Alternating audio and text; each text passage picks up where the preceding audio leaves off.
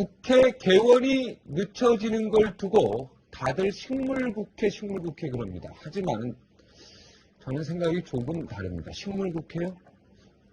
절대 아닙니다. 왜냐고요? 이러다가도 또 자기들 이권이 걸린 문제에서는 동물국회됩니다. 동물적 감각으로 후다닥 엄청나게 싸움도 하고요. 동물 쪽으로 움직이죠. 식물도 동물도 아닌 사람 냄새 좀 풀풀 나는 국회, 그런 국회 보고 싶습니다. 국회 개원은 안 했지만 국회의원들의 사고 소식 벌써 며칠 됐다고요. 여기저기서 들립니다. 뻥뻥 사고 소리 아주 크게 들립니다. 명지대학교 정치외교학과 신일 교수와 함께 국회의원 사고 소식 짚어보겠습니다. 사건 사고 소식입니다. 안녕하십니까? 예, 안녕하세요. 엊그저께 불도 나고 전국이 난리였는데 국회의원들도 같은 날 사고를 뻥뻥 쳤습니다. 임수경 의원 탈북자에게 변절자라는 이야기 했다고 하고요. 하태경 의원에게 변절자 내 손으로 죽이겠다 이런 얘기 했다고 해요. 네, 어떻게 할 말이 없어요. 이게 왜 그러냐면 지금 통진당 문제도 완전히 가라앉지 않은 건데 이 통진당 문제는 이제 복잡 모드로 들어가는 거거든요. 굉장히 문제가 복잡해지기 시작했습니다. 제명 절차도 복잡하고 사실은 지금 그러니까 국회의원 제명 절차도 복잡하고 출당 조치도 지금 소명의 기회를 달라. 그래서 이게 지금 일단은 연기가 돼 있는 상태고요. 그런 상황에서 지금 민주통합당에서 사고가 난 거예요. 제가 볼 때는 사고가 난 건데 이걸 무슨 뭘 어떻게 표현해야 될지 모르겠습니다만 사고죠. 사고고 사고 난 걸 어떻게 하겠어요? 수습을 근데 문제는 수습을 잘해야 되는데 수습을 잘할 수 있는가 하는 부분이 저는 일단 문제라고 생각합니다. 왜 그러냐면 맨 처음에 하태경 의원은 술 먹고 하는 얘기인데 무슨 거기 대응을 할 가치가 있느냐 그러고 대응을 안 했다가 지금 이제 대응을 하게 된 이유는 뭐냐면 보도자료에서 또 실수를 한 거예요. 그러니까 하태경 의원이 변절자라는 것을 계속 주장하는 식으로 얘기를 하게 됐기 때문인데 제가 생각할 때는 최소한 하태경 의원한테 전화를 해서 사과했다면 보도자료에서도 하태경 의원한테 사과한다 이 정도로 얘기를 했어야지 변절자랑 하태경 의원을 변절자라고 그런 거지 탈북자들을 변절자라고 그런 것은 아니다. 이렇게 또 이런 식의 표현이 나와 있다라는 건 제가 볼 때는 좀 잘못한 거죠. 그러니까 잘못을 계속하니까 문제가 점점 커진다는 거죠. 근데 이게 과거부터 민주통합당이 사건이 났을 때 자꾸 문제를 크게 만드는 방향으로 하는 것 같아서 좀 그게 좀 걱정이더라고요. 그러니까 이게 이제 술이 다 깨서요. 기자들 앞에 와서 해명을 한다는 게 탈북자에게 변절자라고 한 게 아니라 하태경 의원한테 변절자라고 했다. 근데 이제 하태경 의원이 이렇게 제정신에도 또 반복해서 이러니까 그렇죠. 하태경 의원이 지금 화가 났죠. 그렇죠. 근데 이제 임수경 의원이 어떻게 됐든 간에 이게 회기 지금 임기 시작한 지 며칠 지났습니까? 이거는 엄청나게 잘못한 일이죠. 3일 지났죠. 물론 탈북하신 분들이 술을 먹고서 농담이라고 얘기하지만 진짜 우리 입장에서 볼 땐 당황하거나 그 정도로 과격하게 얘기한 경우는 분명히 있어요. 근데 설령 상대방이 그런 얘기를 했다고 해서 그렇게 반응한다는 건 제가 볼 때는 상식에서 어긋나는 건 사실이죠. 탈북자분들하고 술 많이 드셨죠? 저는 이 명지대학교 오기 전에 1년간 국책연구원에 있었습니다. 그때 당시에 제가 넘어오신 분들 인터뷰도 좀 하고 그랬었거든요. 근데 탈북하신 분들이 술 잡수시면 그러니까 우리가 술을 먹이는 게 아닙니다.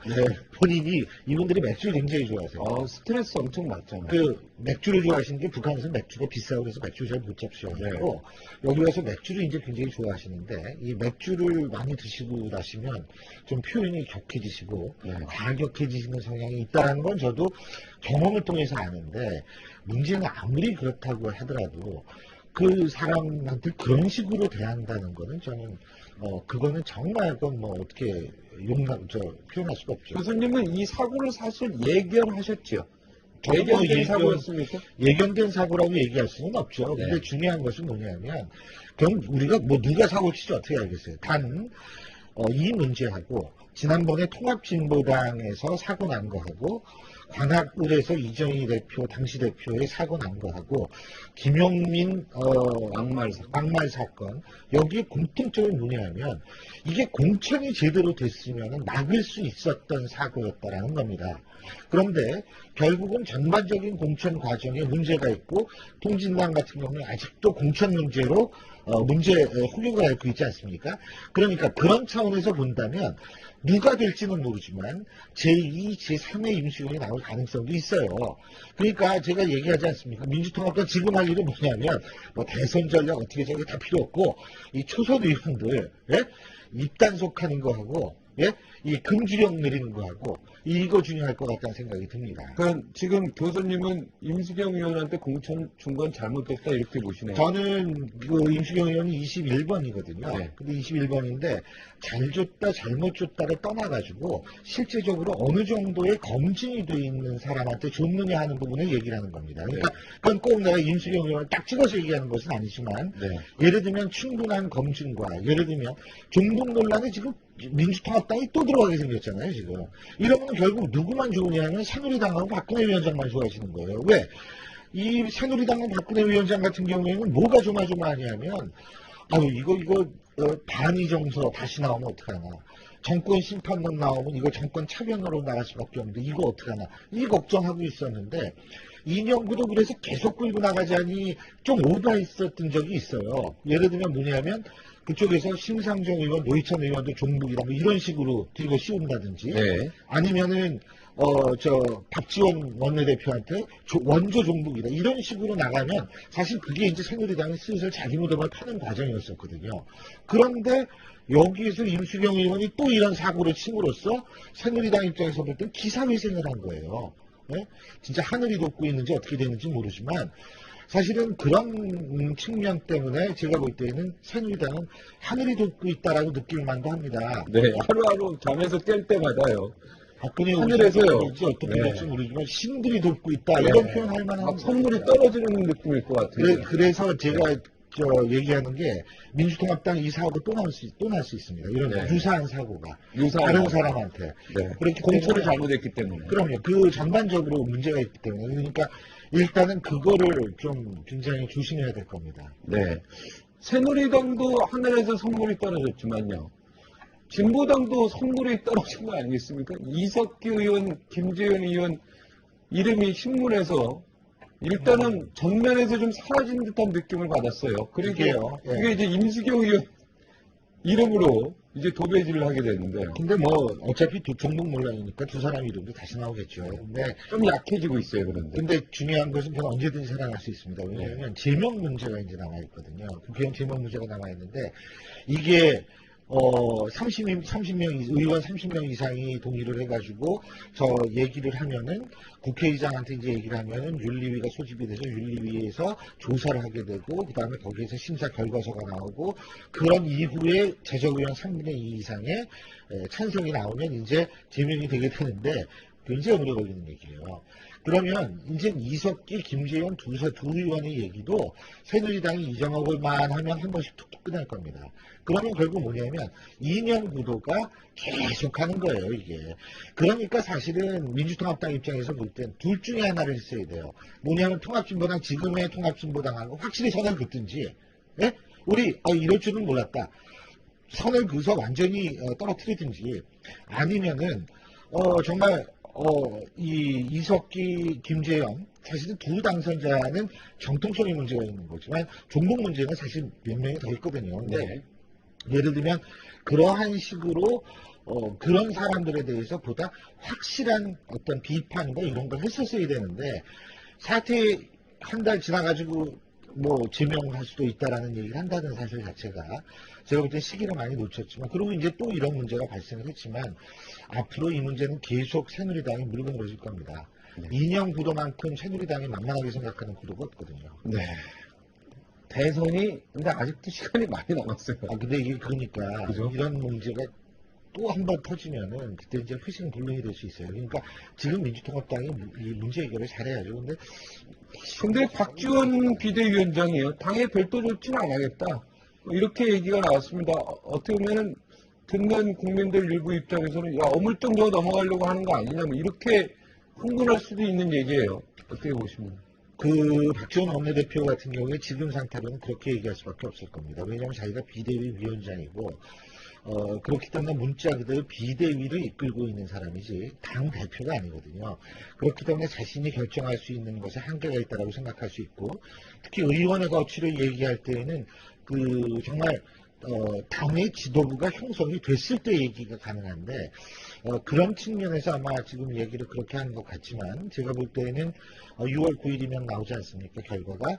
그런데 그때까지는 임수경 의원 말이 계속 나올 겁니다. 그렇게 되면 실제적으로 중북 논란에서 벗어날 수 있는 방향으로 문제를 과단성 있게 해결할 필요는 있다고 생각합니다.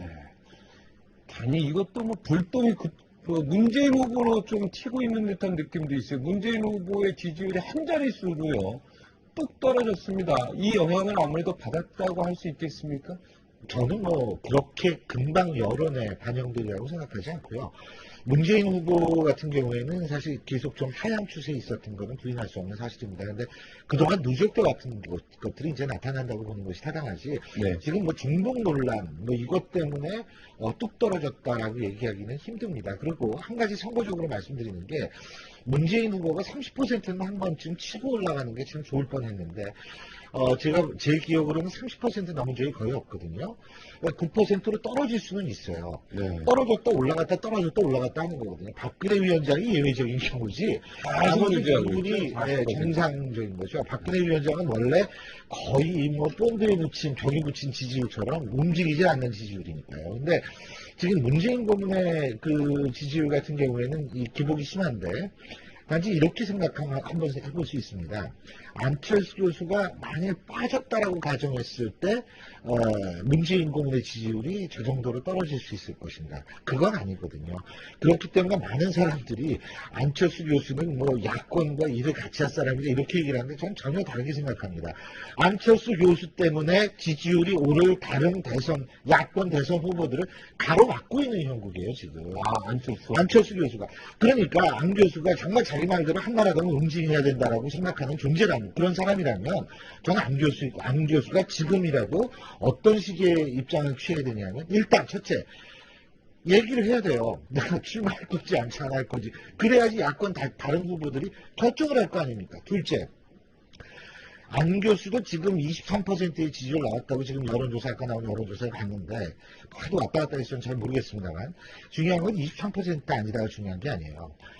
본인이 어떤 사안에 대해서 직접적으로 얘기를 했을 경우에는 지지율에 조정을 받습니다. 2006년 11월 달에 고건 전 총리가 그랬어요. 10월 달에 시점했거든요. 근데 11월 달 대북 정책에 대해서 본인이 화끈하게 얘기를 한번 했습니다. 네. 그때 열린우리당 지지층들이 좀 떨어져 나가요. 그리고 또 그때부터 한나라당 지지층은 굉장히 보수화되기 시작했거든요.